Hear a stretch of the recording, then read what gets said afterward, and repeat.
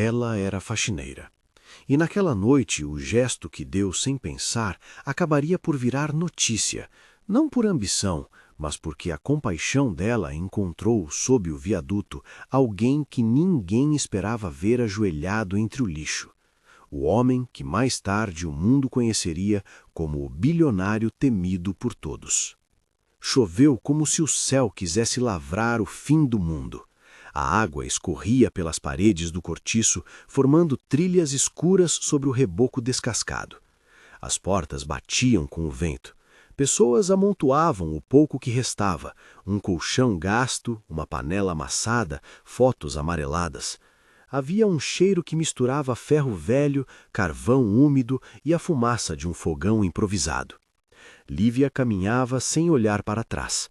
As mãos calejadas seguravam uma sacola plástica com roupas molhadas e um saquinho com pão dormido. O despejo fora rápido. Um papel oficial colado no batente anunciava fim de contrato. O homem da imobiliária falara baixo, com a indiferença prática de quem vê distúrbio como trabalho cumprido. Seu Gomes, o porteiro que conhecera a família de longe, tentou trocar uma palavra de consolo, um gesto mascado, mais obrigação do que calor. A única coisa que ficou de verdade com Lívia foi a certeza de que não havia mais teto. E o vento lembrou-lhe a fome. Ela andou até o viaduto porque não tinha outro lugar. Ficar onde os homens da imobiliária pudessem encontrá-la e empurrá-la de novo com palavras formais não fazia sentido. Sob a ponte havia resquícios de uma cidade que ninguém queria ver. Colchões queimados, cadeiras sem dono, latas com fósforos. A chuva transformava tudo em uma cartografia escorregadia. Então ouvi um gemido. Não um som forte, mas uma coisa humana, quebrada, que veio de um amontoado de sacos e papelões perto do muro. Parou. O gemido veio outra vez, mais urgente, como se alguém tentasse puxar ar e o ar não soubesse o caminho certo. Lívia aproximou-se devagar. A luz da rua esguichava através das águas e iluminou por um segundo um sapato social encharcado, a ponta esmagada e uma perna com a calça cara suja de lama. O homem jazia de lado, uma camiseta rasgada sobre o corpo que parecia fora de lugar entre o lixo. Ele tinha sangue no cabelo, uma marca no rosto que cortava a pele em linha torta. Seus olhos, quando abriu-os, estavam cheios de febre e confusão. "Moça", murmurou ele com a boca seca. Ela não pensou em protocolos. Pensou no medo que corria desde o despejo e naquelas noites que se empilhavam sem roupa seca. Pensou que, se ela tivesse sido ali, gostaria que alguém parasse. Tirou da sacola a garrafa de água morna que levava. Bebeu um pouquinho antes de oferecer, por costume, e soprou sobre o líquido como se pudesse aquecê-lo mais. Ele bebeu com mão trêmula, engolindo devagar, olhando para o rosto dela como quem tenta decifrar se ela era real. "Você está bem?" perguntou ela, curta, prática. As perguntas longas ocupam o oxigênio que não se tem quando se está molhado e com o coração apertado. Ele tentou sorrir. A boca fazia um gesto desconfortável. Não sei. A cabeça..." O som saiu arrastado. Um cheiro de perfume caro, abafado pelo sangue e pela lama, acompanhava seus movimentos. Era um contraste tão absurdo que quase deixou Lívia sem querer. Ela pensou em roupas de seda, em carros, em salas com janelas do chão ao teto, e, por reflexo, pensou que aquele homem não devia estar ali. Pegou um casaco velho do saco de lixo que estava ao lado e cobriu-o. A roupa era fina, mas qualquer cobertura era melhor que nada. Encostou o corpo dele ao seu, oferecendo calor como se fosse o remédio mais simples do mundo. Deu-lhe o cobertor improvisado. Limpou o sangue com um tecido sem perguntar por que havia tanto. Não havia tempo para perguntas que pedissem documentação da dor. Ele tocou com dedos que tremiam a gola do casaco. Havia um relógio no pulso, o vidro estilhaçado, a alça rasgada. A máquina já não marcava a hora.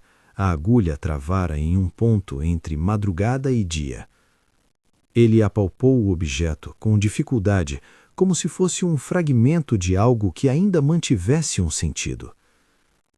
"Guarda isso para mim?" pediu ele, quase sem voz, estendendo a mão. A pele suava. Os olhos, ao se fixarem em Lívia, tinham uma atenção ferozmente infantil, onde se via medo e uma espécie de súplica. Lívia olhou para o relógio. Era pesado, com um detalhe em relevo na tampa. O vidro rachado lembrava cristal. Ela hesitou, como se o mundo inteiro dependesse de uma decisão que, para quem vê de fora, era pequena. Guardar o relógio significava assumir alguma responsabilidade. Devolver podia significar livrar-se de um problema. Ela escolheu guardar. Enfiou o objeto dentro da blusa, junto ao peito, segurando-o contra o corpo, como se sua própria respiração pudesse manter as agulhas presas a um tempo que ainda não existia. "Fica comigo até eu voltar", prometeu o homem. Ou talvez só falou isso porque precisava soltar alguma coisa. Ele sorriu com um resquício de vergonha. "Não conte para ninguém. Não quero que me encontrem." "Quem ia procurar?" "Aqui?" respondeu Lívia, e a pergunta saiu amarga pela boca, porque em sua cabeça moravam todas as noites em que ninguém batia, não por desprezo, mas por desinteresse. Ela via seu olhar nele, tentando entender se era medo, ameaça, culpa. Ele fechou os olhos, como se o ato de lembrar do passado pesasse demais. Ficaram ali um tempo que não mede horas. Ela cobriu a cabeça dele com plástico para evitar que a chuva o encharcasse ainda mais. Enrolou-lhe os joelhos com um pedaço de lona. Havia um cuidado tão humano em seus movimentos que parecia improvisado e, entanto, certo. Havia na resistência dela um método rústico de cura. Toque e calor. Palavras curtas e firmes. Ele falou, entre murmúrios, algo sobre uma queda, um táxi que não parou, luzes que vinham rápidas demais. Não explicou de quem era o relógio, nem o porquê de estar vestido com roupa cara. Falou de lembranças interrompidas, um jantar, vozes, passos no corredor. A memória vinha em fragmentos que mais pareciam placas soltas de uma casa que havia desabado. Ela não perguntou sobre o nome dele. Chamou-o de você, e quando o som do motor de uma moto passou longe, ele murmurou um nome, Eduardo, com voz que parecia conhecer a palavra como algo que não lhe pertencia mais. Quando a noite ficou mais fria, Lívia se encostou no muro com o corpo queimando de fadiga. A chuva criava um pano sonoro que os protegia dos olhos do mundo. Ela conversou com ele até que o som de sua voz baixasse a ponto de ser quase um sussurro. Cantou uma canção que sua avó cantara, uma melodia de ninar com versos ásperos e ternos, e sentiu que a coisa mais importante naquele momento era oferecer companhia. Antes de dormirem, ele passou a mão por cima do relógio como se pedisse licença. Era um gesto de entrega. A pulseira do relógio estava parcialmente despedaçada. Do metal pendia um pequeno entalhe, talvez uma inicial. Ele olhou-a e no rosto dele havia gratidão, feia e pura. "Não entendo como uma mulher como você", começou ele, mas a frase morreu. Ela sorriu com os dentes, cansada. "Não me chame assim. Sou só uma mulher que não aguenta ver alguém sozinho na chuva." Ele riu, um som raso, e por um instante a imagem que Lívia fez dele foi outra, não o homem poderoso cujas roupas ainda denunciavam um passado diferente, mas alguém que poderia chorar por dentro e que precisava de um cobertor e de água, alguém capaz de ser despedaçado por uma noite ruim como qualquer outro. Quando a madrugada veio, trouxe um brilho cinzento e tímido. O viaduto cheirava a metal e terra molhada. Ele dormia com a mão apoiada no relógio. Lívia, apesar do corpo doendo, sentiu-se de algum modo em dívida com o silêncio. Era uma dívida que não refletia valor monetário, mas humanidade. Ela sabia que não podia deixá-lo ali para sempre. Sabia também que, sem documentos e sem voz, suas acusações não pesavam contra nada. Era apenas a palavra dela contra o silêncio das ruas. Guardou o relógio dentro do cós da calça, presa por um laço improvisado, como se o objeto fosse uma semente que precisava de solo. Levantou-se, caminhou uns passos, olhou para trás. A chuva diminuíra. O som da cidade voltava devagar. Um caminhão parou próximo. Não era um carro de luxo, era uma ambulância. A presença de uma sirene surda que anunciava preocupação. A visão do veículo trouxe com ela uma pressa que parecia vir de fora do tempo. Homens e mulheres de coletes fluorescentes desceram com lanternas e perguntas práticas. Um deles se aproximou, cuidando de falas curtas, olhos de quem já vira muita coisa. "Achou ele aonde?" perguntou o homem, encarando Lívia como quem precisa amarrar informações em um nó certeiro. "Aqui, no viaduto, perto da pilha de papelões", respondeu ela, sem formalidade. Contou o mínimo, o suficiente para que o socorrista entendesse que havia alguém vivo ali e alguém que tinha preso o objeto. Eles envolveram o homem em uma maca. Lívia segurou a mão dele. Ele apertou, fraquinho, como quem quer garantir que aquilo não é sonho. "Me promete que vai cuidar disso", murmurou ele, apertando o relógio contra o peito. A fala vinha com mais força que antes. Ele olhou-a como se quisesse gravar o rosto dela. "Eu cuido", disse ela, e a promessa saiu de dentro. Não havia planilhas, nem esperanças vãs. Havia só a certeza de que guardaria aquilo. E guardou, encaixando o relógio dentro do bolso do próprio casaco furado, mais perto do coração. Levaram-no para a ambulância. Antes que as portas fechassem, ele voltou os olhos para ela. E por um segundo, a imagem do homem com terno caro e cabelo penteado pelos padrões de outro mundo desapareceu. No lugar, havia apenas uma sombra de homem que respirava. Ele fez um gesto com a boca, sem palavra, como se pedisse que ninguém contasse. As portas se fecharam. Lívia ficou ali, debaixo do viaduto, encharcada e com o bolso mais pesado. Sentiu o relógio como uma presença estranha e íntima. As pessoas começaram a passar, alguns olhares de curiosidade, outros de desprezo, e a cidade retomou sua marcha indiferente. Escondeu-se entre os pilares por algumas horas, pensou no que faria a seguir. Não se imaginava contando a história a ninguém. Acha que, se a falasse, as coisas sumiriam como neblina. O relógio era a prova tangível de que não inventara nada. Enrolou um tecido ao redor dele e o guardou muito perto da pele. A sensação era estranha, responsabilidade e proteção. Era a primeira vez em muito tempo que carregava algo que não servia apenas para sobreviver. Era um vínculo. Quando o dia começou a esquentar e o viaduto encheu de homens que arrumavam bobinas e materiais, uma viatura passou devagar, com aquelas luzes que não chegam para todos. Um sujeito interno saiu do carro e olhou para a direção da ambulância. Não era possível ler sua expressão de longe, mas o traje gritava poder.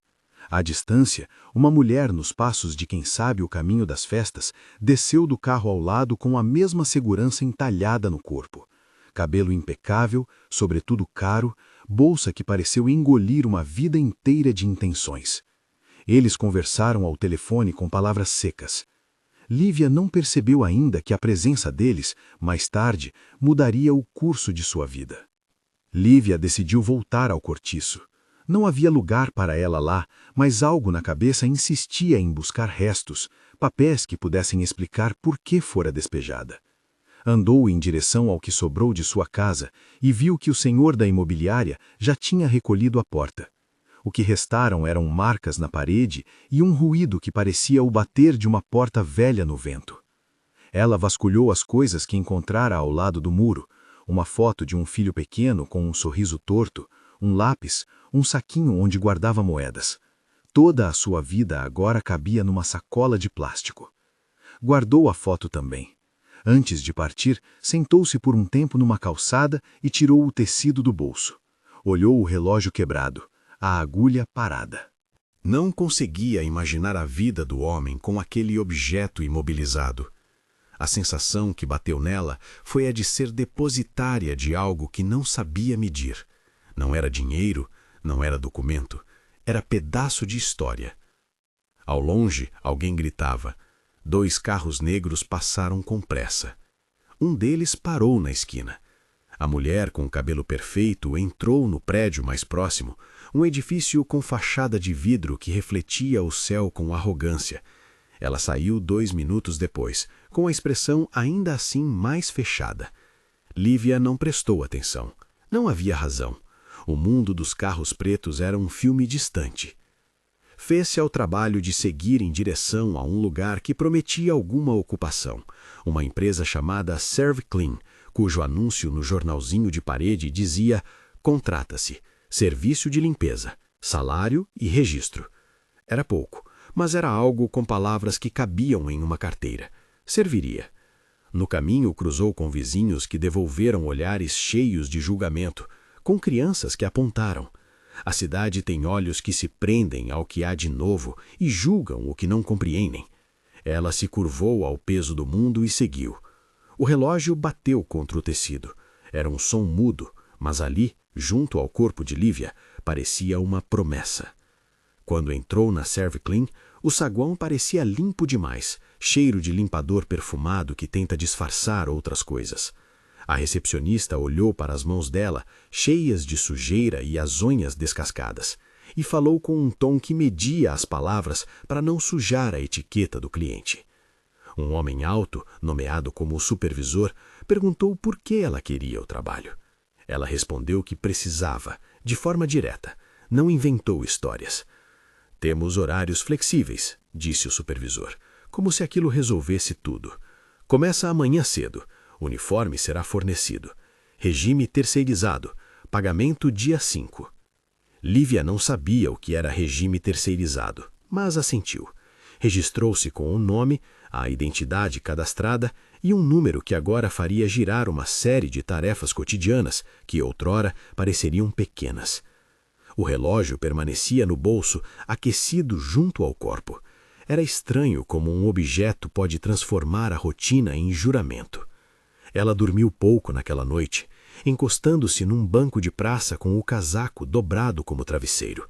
Sonhou com salas com paredes de vidro e com o homem que chamara Eduardo, e acordou com os dentes doendo de frio. Ainda assim, havia uma centelha de algo que não sabia nomear, a sensação de que sua pequena ação mudara algo maior. No dia seguinte, voltou ao viaduto antes de ir ao trabalho. Havia marcas de goteira e fitas de advertência. Ninguém sabia dizer exatamente para onde o homem fora levado. As pessoas oscilavam entre a curiosidade e o medo de se envolver. Uma moça que vendia café na rua disse que vira o carro do hospital. Outra que viu a mulher de cabelo perfeito entrar num carro preto minutos depois. A cidade começou a costurar versões, e as versões sempre encurtam a verdade. Lívia guardou a versão que carregava no peito. Ali, o relógio batia com uma cadência que não se encaixava nas horas do mundo, mas que a mantinha acordada. Era um objeto que amarrava 2 destinos. O dele, um homem que havia se perdido por uma noite. O dela, uma mulher que fazia pactos com sua própria vontade de cuidar. Quando entrou pela primeira vez no prédio da empresa, foi apenas mais uma. Vestiu o uniforme cinza, pegou o carrinho de limpeza e passou pelos andares com passos medidos. O corredor era como qualquer outro. Quadros de paisagens, tapetes que escondiam o som dos passos, um perfume de ambiente que não disfarçava a seda dos ternos que pisavam ao redor. Havia no ar uma estranha separação. Lá dentro, o mundo se sentia autorizado a ser indiferente. Ela começou pelo térreo, limpando mesas e recolhendo papéis. Passou por um saguão onde pessoas cruzavam com pranchetas. Num desses cruzamentos, seus olhos encontraram os dele pela primeira vez desde a noite no viaduto. Ele estava de pé, alto contra a luz que vinha das janelas. O rosto ainda conservava uma palidez de alguém que estivera doente, mas havia um corte de autoridade que o fazia parecer de outro planeta. O olhar dele percorreu o saguão e então encontrou-a, e por um instante houve algo como reconhecimento, um choque mudo. Ele não veio até ela. Ficou parado, observando-a, enquanto caminhava com o balde e o pano. A sensação que tomou a barriga dela foi estranha. O calor do contato anterior, o punho no relógio, a mão que apertara a sua antes de subir na ambulância. Havia entre eles uma linha invisível, um fio que se esticava entre o viaduto e a fachada envidraçada. Ela sentiu os olhos dele em suas costas, como se o mundo tivesse decidido reabrir um processo antigo.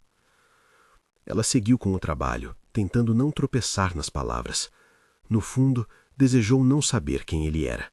Havia um luxo perigoso em desconhecer identidades. Mas a cidade é pequena quando se trata de histórias de escândalo. E o destino, por vezes, é um trilho que força encontros mesmo onde se desejaria distância. Quando terminou o turno, alguém deixou uma folha como nome Lívia no quadro de avisos. Reunião de orientações para contratação. Havia ali, em letras miúdas, o número de um telefone para emergências. Guardou aquilo entre os papéis que o trabalho lhe deu, como se fosse um voucher para a normalidade. Mais tarde, quando o expediente se dispersou, ouviu falas baixas que atravessaram a porta de vidro, um rumor sobre o socorro, sobre um homem hospitalizado, sobre um acidente. Alguém disse que a polícia estava fazendo perguntas. Houve um nome que reverberou, Eduardo, e a palavra investidor. Ela fechou a cara. O relógio pesava no bolso como uma chave para algo que poderia ser perigoso. Não era que ela temesse dinheiro. Temia que a vida dos outros se transformasse em sua própria condenação. Pensou em devolver o relógio a alguém, num gesto de pouca força. Mas como devolver a algo que ninguém parecia procurar? Guardou-o novamente, mais forte dessa vez. À noite chegou em casa com as mãos doloridas. Respirou fundo. A luz do prédio vizinho tombava sobre a rua. Encostou-se na parede e, sem perceber, deixou escapar um riso seco. A vida agora tinha curvas que ela não pedira. Mais do que isso, havia um fio narrativo que aprendia ao homem do viaduto. Uma coisa que começara como um ato de gentileza transformara-se em um laço. No entanto, a cidade é cheia de olhos que pertencem a gente com pressa para manter ordens. Não muito longe, no alto de um prédio envidraçado, uma festa se organizava. Um convite fechado para pessoas com nomes em listas e roupas passadas a ferro. Havia canapés, taças que tilintavam e conversas afiadas como lâminas. Uma mulher de olhar calculado, a que saíra do carro preto, ajeitava a maquiagem em frente a um espelho grande, enquanto comentava detalhes do evento com um assessor. Seu nome era Verônica. Para ela, a ideia de uma história inesperada envolvendo um executivo era apenas uma nuvem que podia ser desfeita ou utilizada. Não sabia ainda que a vida se aproximava de algo que ameaçava seu plano perfeitamente alinhado. Lívia, por enquanto, dormiu com o relógio no peito. Não sabia que nos corredores da cidade polida, pessoas fariam planos para apagar sua história como se borrachas pudessem corrigir o erro. Não sabia que aqueles passos de seda pertenciam a alguém que via nas aparências a medida de mantê-la invisível. Ainda não sabia que o que guardava no bolso seria, numa tarde próxima, a chave que acionaria uma máquina maior do que ela podia imaginar. Mas guardou a coisa com cuidado, e por aquela noite esse cuidado foi suficiente para mantê-la inteira.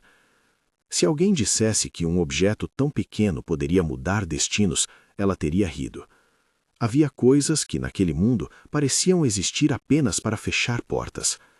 No entanto, o relógio batia, mesmo parado, como se quisesse lembrar que tempo e destino não são sinônimos. E no bolso de uma mulher que limpava escritórios, começou a crescer uma história que ninguém ali, nem mesmo ela, poderia controlar por completo. Se essa história está mexendo com você, inscreva-se para acompanhar o desdobrar dos eventos que começam precisamente a partir de uma simples escolha. A de uma mulher que, sob chuva e a pressa do despejo, decidiu responder a um gemido humano em vez de virar a cara. Depois que o vídeo da ambulância rodara na cabeça dela e a cidade fizesse seus pequenos julgamentos, a vida dentro do prédio da Empire seguiu com a rotina austera dos grandes lugares. Reuniões, agendas, mesas que parecem ilhas. O homem, chamado Eduardo, retornou à empresa alguns dias depois. Caminhava com passos medidos e havia algo no seu rosto que lembrava fumaça, indício de que algo havia queimado por dentro. Ele não era o mesmo. Havia momentos em que suas mãos procuravam por pistas cortadas no tempo. Vez ou outra, ficava alguns segundos olhando para a parede como se ela guardasse um quadro invisível. E foi num desses momentos, quando o elevador se abriu e o saguão encheu de gente, que seus olhos encontraram, do outro lado do hall, uma mulher com pano na mão e olhar que não se enfeita. Havia reconhecimento. Era uma coisa que doía, porque se parecia com culpa. Ele ficou parado, como se uma memória apertasse a garganta. O rosto dela, quando percebeu que ele a olhava, se apressou. Havia trabalho a fazer, mesas a limpar, um chão para empurrar. Mas o pressentimento ficou. Não era só curiosidade, era um fio que, de novo, puxava os dois para o mesmo nó. Enquanto isso, nos bastidores do edifício, a mulher de cabelo perfeito, Verônica, escutava relatos em passos curtos.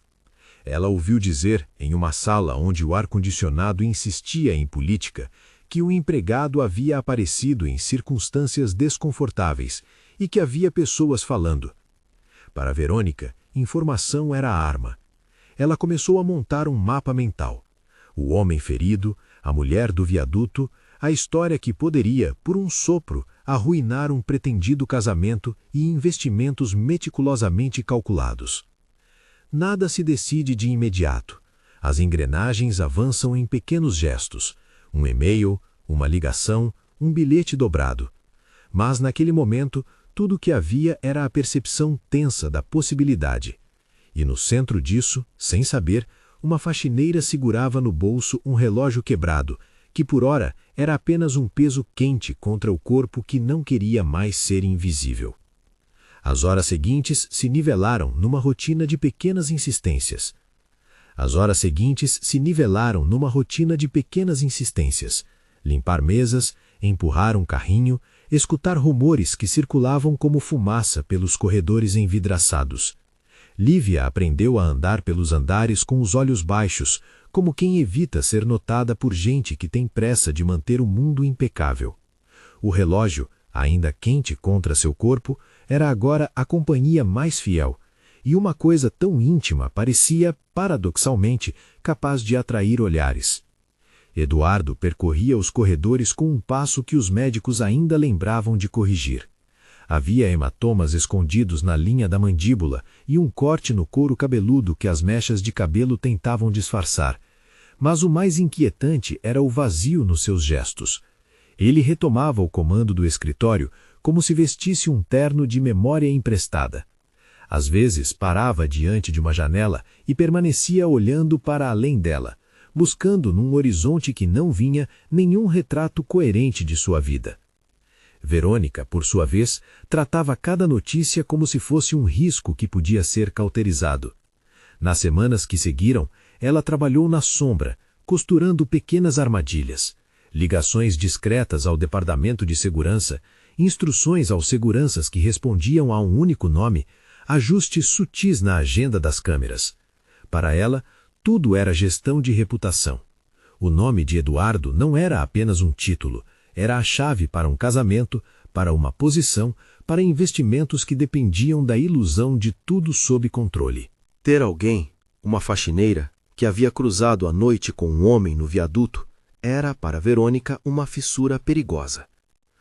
O plano de Verônica não era teatral, era burocrático. A ideia era simples e cruel na sua eficácia. Transformar prova em prova contra Lívia. Na cabeça dela, a faxineira viraria uma história descartável, um incidente que se apagaria com um pedido público de desculpas e uma doação simbólica. Para isso, precisava de um álibi, precisava de uma câmera, de um momento e de um objeto comprometedor. O relógio poderia ser descartado. Melhor, faria parecer que a mulher havia tentado roubar algo, algo que justificasse sua remoção do quadro, social e corporativo. Numa tarde morna, quando os andares da Empire fervilhavam com reuniões e o saguão parecia um espelho de passos apressados, Verônica escolheu o momento. Havia uma audição particular no gabinete principal, uma conversa sobre fusões e novos empreendimentos. Eduardo, que ainda procurava sua fala, permaneceu na sala enquanto a secretária organizava papéis. Verônica convidou alguns poucos colaboradores de confiança para o coquetel que ela armaria naquela noite, uma celebração que, em sua cabeça, seria também a coroação de uma narrativa pessoal. Lívia empurrava o carrinho pelo mesmo corredor quando cruzou com a porteira que levava ao gabinete. Na rotina de limpar, havia sempre um instante em que o saguão parecia espaçar o tempo. Um copo a recolher, um anúncio a retirar, um fio de poeira a soprar. Não sabia que ali, ao lado de uma mesa onde papéis brilhavam, Verônica havia deixado uma carteira de couro cuidadosamente aberta, com dinheiro falso e alguns cartões de visita. Não sabia que uma das seguranças, previamente combinada, fitava o carrinho com insistência. O plano, para quem o montara, funcionou em passos ordenados.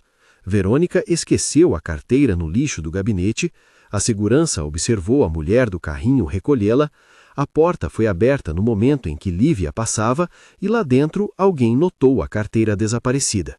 Em poucos minutos, o corredor que minutos antes fora indiferente converteu-se em tribunal.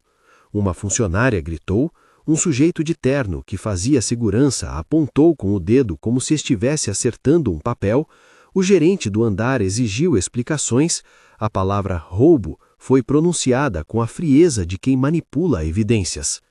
Lívia, sem entender direito o que acontecia, sentiu as mãos trêmulas de um colega a pousar em seu ombro. A voz dele, um pedido baixo para a calma, soou como se os móveis do edifício pudessem estilhaçar a qualquer momento.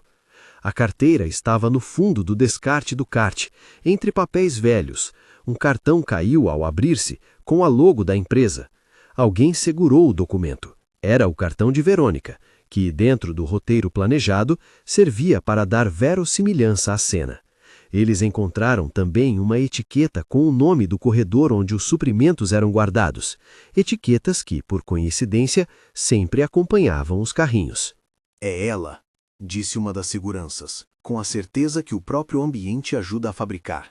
Peguei ela passando com a carteira. Lívia tentou explicar. Disse o que sempre disse, que recolhia papéis, que o kart era parte do trabalho. Os olhos das pessoas, no entanto, estavam prontos para ler culpabilidade onde nada havia. O gestor chamou a polícia. A humilhação foi pública e teve a mesma velocidade com que a cidade costuma esquecer o sofrimento alheio. Instantânea. Quando as algemas tocaram seus pulsos, Lívia sentiu uma deixa de ódio no estômago que não sabia nomear. Não por si, por sua mãe, pelo filho que já não via, por todas as portas que se fechavam com papéis, mas por aquele ato pequeno, burocrático, que a reduzia a uma palavra espetaculosa num corredor brilhante. Os sussurros atravessaram o saguão como um vento seco. Alguns funcionários desviaram o olhar. Outros, curiosos, rumaram para ver em que a história viraria. Eduardo, do outro lado do vidro que protegia seu gabinete, observava a cena como se viessem de lugar nenhum. Seu rosto perdeu a cor. Havia uma revoada de lembranças miúdas, a mão que segurara a sua naquele frio, o relógio no seu próprio rosto, uma voz que prometera proteger. Mas os fragmentos batiam contra uma membrana de confusão. Ele escutou a palavra roubo, e por um segundo o som do próprio nome foi como um punhal. Nasceu ali algo que ele não compreendia, um remorso incipiente, uma necessidade de saber a verdade. A delegacia cheirava a café velho e protocolos. A ficha que lhe pediam para assinar tinha linhas que pareciam cortar o ar. Lívia tentou dar a sua versão. Contou que havia achado a carteira. Disse que recolhera itens e que estava no trabalho. A polícia, que lidava com pequenos furtos de empresas, fez o que sabia. Término de ocorrência, autuação verbal, uma marca no histórico. Foi algemada para registrar as impressões digitais. Ficou em cela por horas, ouvindo pessoas murmurarem histórias de quem sabe se virar. A humilhação se agravou quando um segurança trouxe como prova uma filmagem curta, a câmera do corredor que mostrava uma figura pequena empurrando um carrinho. Era um quadro desfocado, mas para quem já decidira, bastava. A imagem foi suficiente para que uma nota de culpa pairasse sobre ela, e as redes sociais, quando a notícia circulou, começaram a transformar a história num eco ainda maior. No entanto, por trás do teatro havia falhas. Alguém, uma peça imprudente no xadrez conspirativo de Verônica, deixou de apagar uma câmera extra, aquela que ninguém morreu usar para o backup das gravações críticas.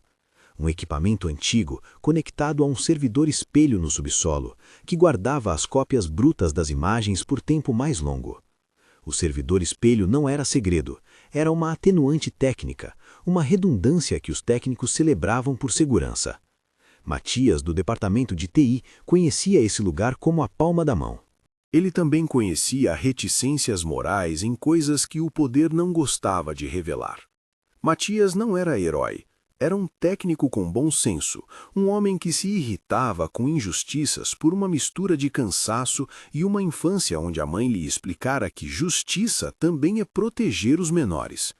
Viu aquela prisão e sentiu algo apertar a garganta. Não era apenas compaixão por uma faxineira, observou a linearidade do plano, as marcas, a carteira plantada, o momento escolhido. Algo ali cheirava a manipulação. E, para seu desconforto, a câmera que supostamente mostrara Lívia em flagrante era uma imagem moldada pelo ponto de vista de quem queria que se usasse aquela lente. Numa noite em que a festa no último andar prometia brilho e uma comemoração que consumia ilusão, Matias acionou um roteiro arriscado. Pediu a permissão para verificar um erro de sincronização num arquivo do servidor espelho. Era uma desculpa técnica e quem conhece qualquer prédio grande sabe que desculpas técnicas andam rápidos caminhos nas mãos de quem tem acesso à sala dos servidores. Matias entrou no subsolo, num corredor onde o ar era úmido e as luzes que piscavam por vigilância. Procurou a cópia bruta da gravação do corredor. A imagem que encontrou não era a versão editada que subira e circulou pelo escritório.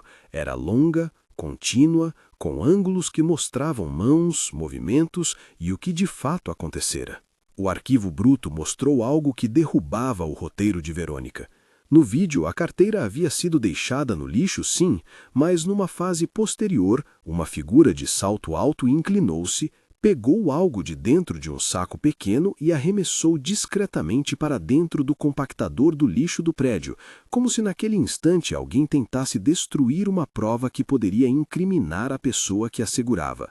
Na mesma sequência, vê-se uma mão travando uma portinhola do carrinho, impedindo que o conteúdo fosse retirado. Matias repassou a gravação várias vezes. O relógio aparecia, por um segundo, apoiado num canto da mesa do gabinete, e depois, o vazio. A verdade técnica tinha duas vertentes.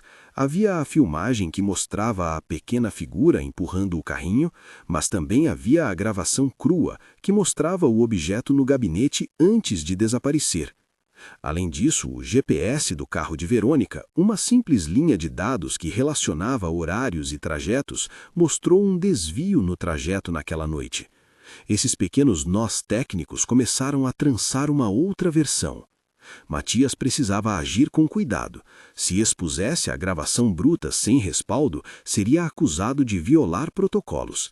Mas sabia que, se guardasse silêncio, a vida de uma mulher seria varrida por uma versão fabricada. Resolveu então procurar um cúmplice inesperado, Clay, um segurança antigo, cujo trabalho sempre foi mais de observar do que de julgar. Clay tinha um senso de justiça dura, forjada em anos de ouvir confidências que nunca contava.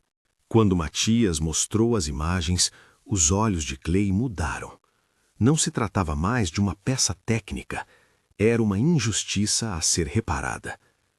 Enquanto isso, do lado de fora, a vida de Lívia andava em solavancos.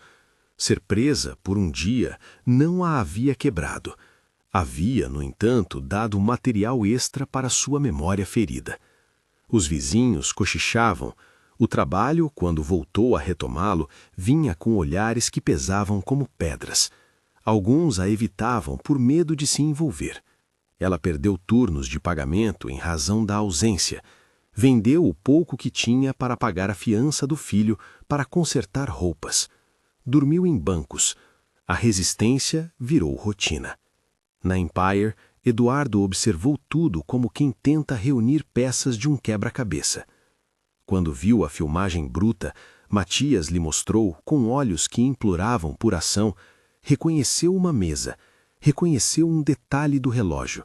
O relógio, no vídeo, tinha um entalhe que ele lembrava, uma inicial, um pequeno arranhão no metal que secretamente era o único ponto que o prendia a uma memória corrompida. Um nome sussurrado em seu ouvido veio com o sopro do vídeo: Lívia. A reação foi física. Eduardo sentiu uma náusea que não sabia mapear. Havia remorso, sim. Havia também uma raiva que se voltava para si mesmo por ter deixado algo tão vital desaparecer. Percebeu que Verônica mexera em peças sujas. Percebeu que, enquanto ele dormira sob sedativos e medo, alguém queimara a verdade. Não era uma indignação com sua imagem pública, era algo mais íntimo. A sensação de ter sido roubado, não pelo relógio, mas pela memória. Matias e Clay guardaram cópias da gravação. Subiram para a sala da diretoria sem alarde. Matias entrou com uma desculpa técnica. Preciso falar com o presidente sobre uma anomalia no sistema. Verônica, já a garganta fechada com os preparativos da festa, olhou-o com o fastio de quem acha inconveniente qualquer interrupção crítica. Quando a reprodução da gravação bruta apareceu na tela do gabinete, o ar no recinto ficou espesso. A equipe que assistia à reprodução tinha rostos que mudaram de cor. Verônica desmentiu no primeiro instante com a calma de quem acha que calúnia não sobe. Mas a filmagem estava lá.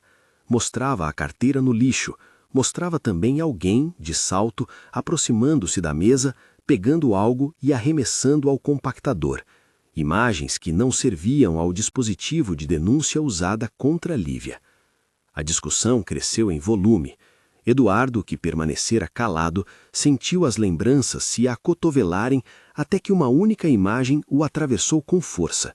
O relógio caído em um mar de sacos, brilhando com um canto de vidro estilhaçado no vídeo de uma câmera de serviço que registrara o fluxo do lixo até a câmara de compactação.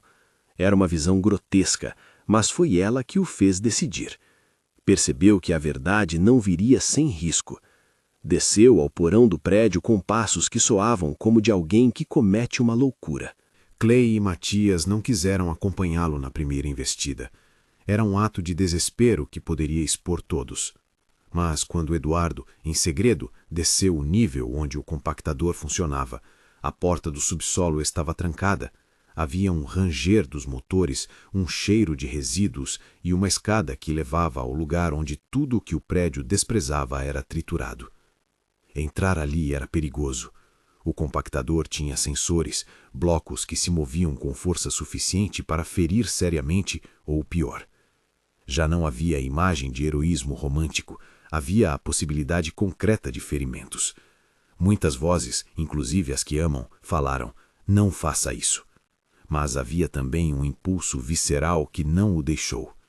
Eduardo desceu de qualquer forma, com luvas nos punhos, respiração pesada, levando no bolso uma faca pequena e uma lanterna. A sujeira grudou nas botas, o ar era espesso e ralado de umidade. Procurou entre sacos e caixas, e a cada instante o coração lhe dizia que algo grande estava por ser decidido.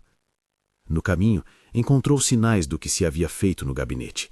Traços de um saco de veludo, cena que Verônica usara para esconder a origem do relógio, e pedaços de etiqueta. Lembrou-se da mão que pedia: cuide disso, sob chuva. Lembrou-se do calor das mãos de Lívia. E então, quando pensou que já era tarde demais, o brilho do metal reluziu. Um pedaço de vidro estilhaçado e, ao lado, uma pulseira torta. O relógio estava ali, entre sacos sujos, com a barra quebrada. Eduardo o pegou com dedos já enlameados e, ao segurá-lo, sentiu algo como uma ficha caindo no lugar. Memórias vinham em ondas, o som da chuva, a voz de quem cantara uma canção de ninar, os dedos de quem segurara sua mão numa madrugada qualquer. O relógio não havia restaurado um passado inteiro, provocou um gatilho sensorial, o toque metálico, o peso no pulso, o arranjo de pequenas placas temporais que abriu uma passagem para lembranças maiores. Quando Eduardo subiu do subsolo, sujo e ofegante, trazia no corpo marcas do esforço e um novo ar de urgência. Não havia glória limpa nisso, havia barro nas roupas, cortes nas mãos. Clay e Matias viram-no retornar com a prova e sentiram que o momento havia mudado. Eles sabiam que a exposição agora teria tamanho e exigiria coragem. O plano seguinte foi público e definitivo.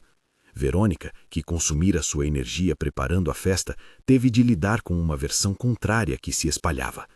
Matias havia feito cópias discretas do servidor espelho, Clay guardara os arquivos num pendrive. Eduardo, tomado pela necessidade de consertar um erro que em grande parte fora também dele, marcou um encontro. Em vez de resolver nos bastidores, decidiu-se pela sala maior, a mesma onde Verônica preparara seu cenário de glamour. A entrada no salão do evento ocorreu de modo deliberado e chocante. Eduardo chegou com roupas sujas, cabelo desalinhado, e ao seu lado há uma mulher com o olhar quieto e a roupa marcada de sujeira. Lívia. Eles não entraram pela porta principal. Passaram por trás, onde poucos olhares estavam à espreita, e avançaram até o centro da festa, como se fossem parte de um ato performático. As pessoas que riam e brindavam viraram-se quando seu nome ecoou. O senhor presidente! Alguns riram, outros franziram as sobrancelhas. Havia entre a elite uma curiosidade que sempre floresce quando uma tragédia pública ameaça se tornar espetáculo. Eduardo pediu a palavra. Sua voz, naquela altura, flutuou no salão com inesperada firmeza. Havia remorso, mas também uma determinação que não parecia perdoar mais o silêncio. Pedira para que se reproduzisse a filmagem. Quando a tela gigante foi ligada, a plateia viu, primeiro, a gravação crude do servidor espelho, a carteira depositada no lixo, o movimento de Verônica inclinando-se para arremessar algo ao compactador, o relógio pousado na mesa como se esperasse um destino melhor, o carrinho de limpeza a passar por ali com a figura de Lívia. Em seguida, facultaram a sequência que mostrava o relógio no trajeto das caixas até o subsolo. O silêncio que se seguiu foi pesado. Verônica, que até ali controlara as imagens dos outros, viu sua própria imagem projetada contra as paredes do salão. E o rosto que aparecia nas gravações era o dela inclinando-se para agir. Alguns convidados correram para os telefones, outros permaneciam estáticos, como se assistissem a uma peça que não entendiam. Ela tentou reagir com a frieza que sempre a acompanhara, negar, acusar edição, falar em ilegalidade. Mas Eduardo mostrou a cópia do GPS e a reprodução do servidor espelho, um longo fio de evidências. Os seguranças, diante da materialidade do que se apresentava, hesitaram. A polícia, que havia sido chamada por representantes do conselho, agora tinha acesso a provas que mudavam o sentido das coisas. Verônica, cercada pelo contrário que ela mesma criou, teve o tom transformado em desespero. A multidão pranteou com sons variados, alguns por satisfação, outros por incredulidade. Havia um coro de vozes pedindo explicações. A sensibilidade de muitos públicos é tola, mas naquele momento as imagens não roubavam humanidade, expunham um uso frio do poder. O que Verônica esperara esconder por trás de luxo e festas veio à tona como sujeira arrancada. A justiça, lenta e burocrática, porém, começou a conceder respostas. A polícia conduziu os primeiros procedimentos. Verônica foi notificada por obstrução e manipulação de evidências. Os arquivos foram entregues aos investigadores. O compacto do prédio fora selado para verificação. A ação não terminou com algemas naquele instante. O sistema legal tem seus trâmites, mas a exposição pública foi uma punição por si só. O status social que Verônica mantivera com tanto zelo começou a ruir na medida em que sorrisos inconvenientes se tornavam caretas. Um processo foi instaurado. Mas a cena maior e aquela que o público guardaria para sempre foi quando Eduardo, por entre aplausos e gritos, aproximou-se de Lívia e falou: baixo, quase um pedido que as palavras soaram como prece. Pediu desculpas. Pediu desculpas pelo desprezo de uma vida que fora de um dia sua. Pediu desculpas por não lembrar dela. Pediu desculpas pelo que o poder permitira que fosse feito. A voz de Eduardo tremia e havia nela uma sinceridade que não dependia de palcos. Lívia ouviu e, por instantes, sentiu uma torrente de emoções que se misturava, raiva pela humilhação, alívio por ser agora escutada, cansaço por carregar contextos de uma vida que parecia virar notícia. Não era o tipo de perdão que se dá com facilidade, não era um perdão automático. No entanto, quando viu o homem sujo clamando, percebeu algo, talvez um reconhecimento de humanidade que pesava mais que a vingança. Havia ali quem precisava assumir o risco de ser frágil. A proposta que se seguiu não foi um gesto pomposo. Eduardo, com voz embaraçada de emoção e sem nenhuma intenção de transformar o banheiro de luxo ou a lua de mel em espetáculo, ajoelhou-se diante da plateia humilde que agora era a sua, e abriu um pequeno estojo simples que trouxera por impulso. Não havia jóia cara, havia um gesto contido, queria atar um compromisso que não dependesse mais de títulos. Pediu a Lívia que fosse sua parceira para reconstruir o que havia sido destruído. Não para comprar conforto, mas para compartilhar responsabilidade e proteger a verdade. A cena teve o tom de quem propõe uma nova estrada. Lívia, com os olhos que fumegavam de emoção, hesitou. Mandou embora o espetáculo. Não queria que a decisão fosse palco para os curiosos. Pediu um tempo. Havia feridas que não se fecham na hora. Era justo que a oferta fosse mais um começo do que uma conclusão. Com a prisão de Verônica noticiada alguns dias depois, a cidade assistiu a uma inversão de papéis. A mulher que se considerava dona das aparências teve de responder. Não houve banhos de espuma, houve procedimentos legais. O resultado alcançou a pena das medidas restritivas e a perda de parte de suas atribuições. O processo, ainda longe de um desfecho final, retirou-lhe o brilho necessário para continuar como antes. O nome de Verônica passou a frequentar não os convites, mas os despachos. Para Lívia, as consequências foram outras. A visibilidade trouxe pessoas que queriam ajudar e outras que queriam explorar.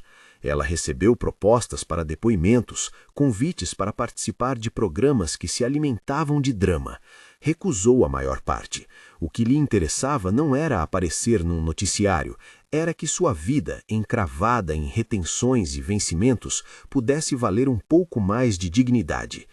Pediu à empresa, através de Matias e Clay, que regulamentasse seu contrato. Exigiu registro formal e garantia de pagamento. A pressão pública ajudou. A Empire teve de rever práticas, e a ServiClean, que terceirizava o serviço, teve o contrato reavaliado. Para muitos foi uma vitória pequena, para ela uma mudança concreta. Eduardo, por sua vez, passou por avaliações formais.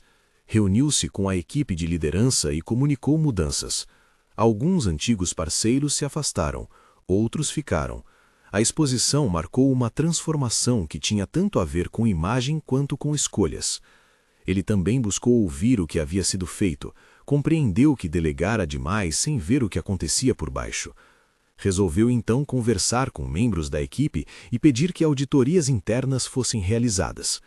As finanças continuaram, mas a governança ganhou um novo traço. O relógio, contudo, não perdeu seu valor simbólico. Depois do episódio do subsolo, Eduardo o devolveu a Lívia. Era um presente que não tinha preço, mas cheirava à redenção. Não era um objeto de luxo ou de exibição, era a materialização de uma memória resgatada e da responsabilidade de quem a perdera. Lívia segurou o relógio nas mãos, sentiu o metal frio, o vidro estilhaçado e houve um silêncio confortável entre ambos. Não havia necessidade de grandes palavras, um aceno bastou.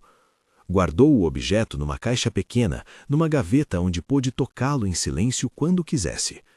O romance que nasceu entre eles não foi instantâneo nem rotineiro. Foi uma construção feita em noites de conversas diretas, em passos de confiança.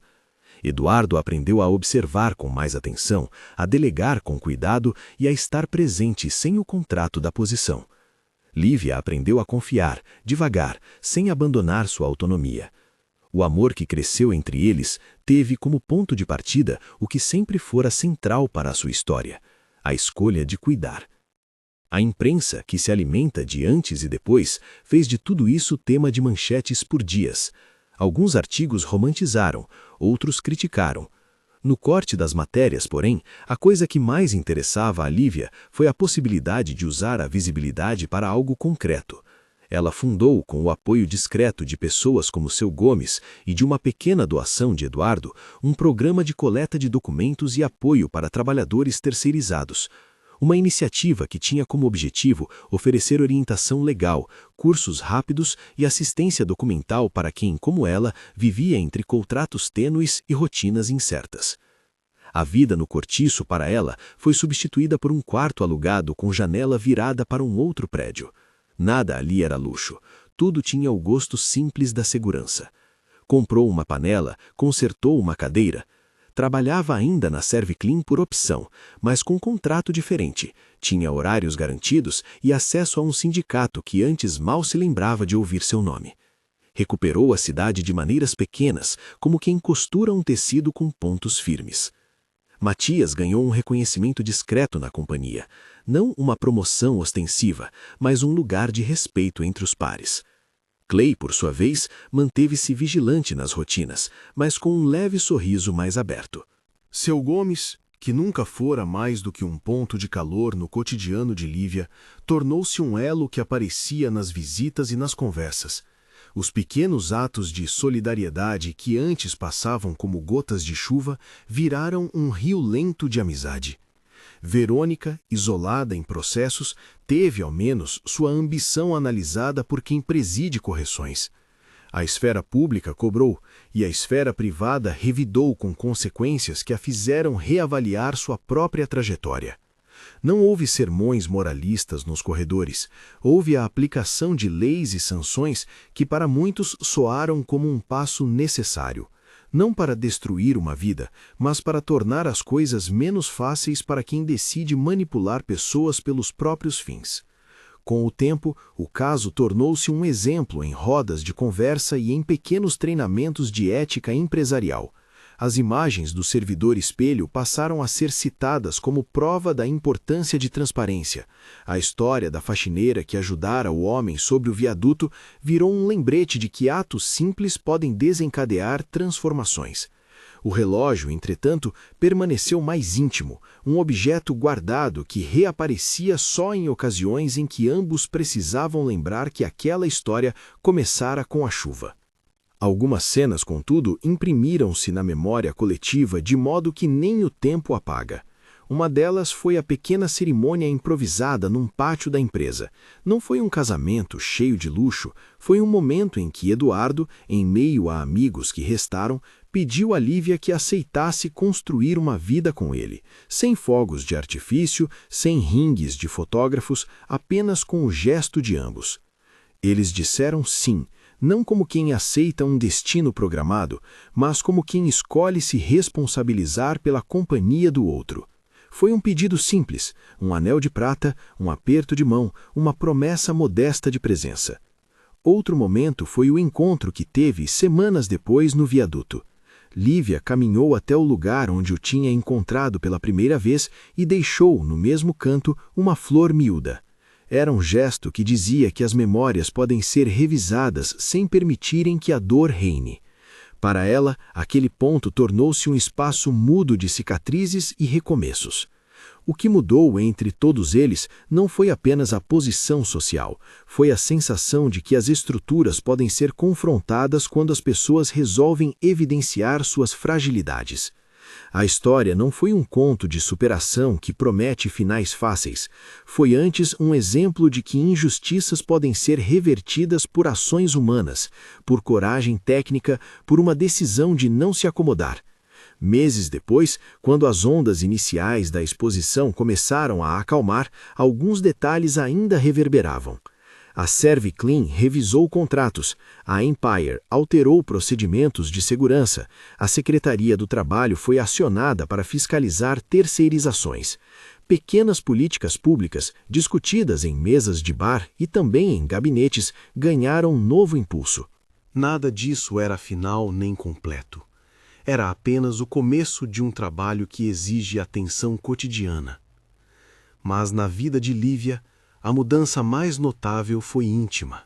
Aprendeu que seu gesto naquela noite de chuva, dar água, calor, segurança, havia sido a coisa mais decisiva que fizera em anos.